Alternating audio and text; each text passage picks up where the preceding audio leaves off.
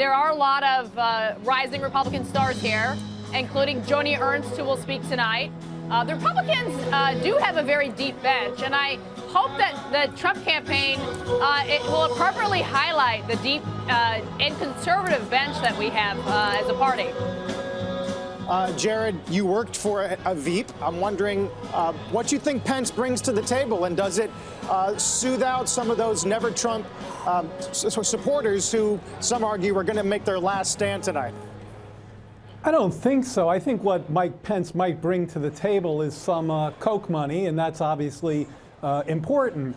But I think what he takes away from the table is a critically important opportunity for Donald Trump to reset in this convention. And I don't think he's going to be able to do that, in part because of the absence of establishment Republicans. I can't remember a convention where a president of the party for that convention didn't speak. I doubt Sarah can either, at least in modern history. Well, I think hold on. Let me finish. I think that's a big omission.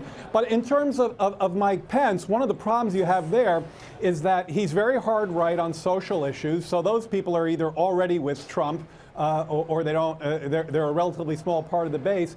And he's completely different from Trump on so many key issues, including trade, immigration, the Muslim ban, the wall.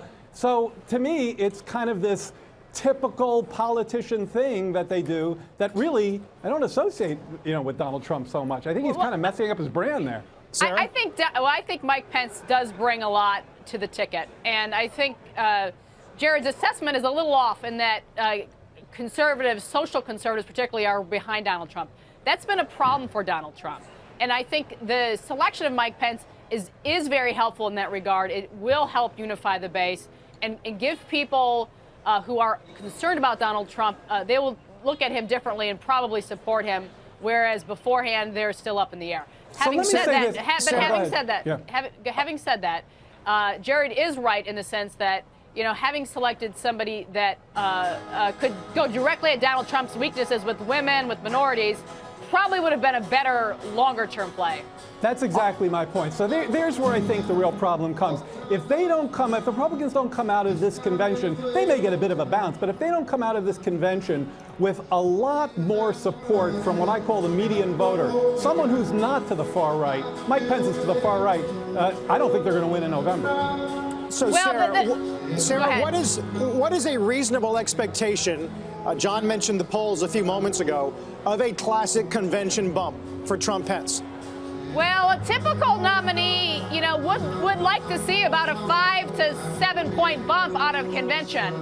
And, so we would, in that case, see Donald Trump and Hillary Clinton tied.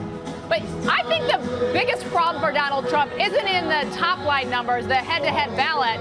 It's in two numbers. It's in his share of the white vote and his share of the Hispanic vote. And in that NBC poll John Harwood just cited, Donald Trump is getting 50% of the white vote and 17% of the Hispanic vote. If those numbers held, which they are both far below where Mitt Romney was, he would get crushed. He would not lose by 5 points.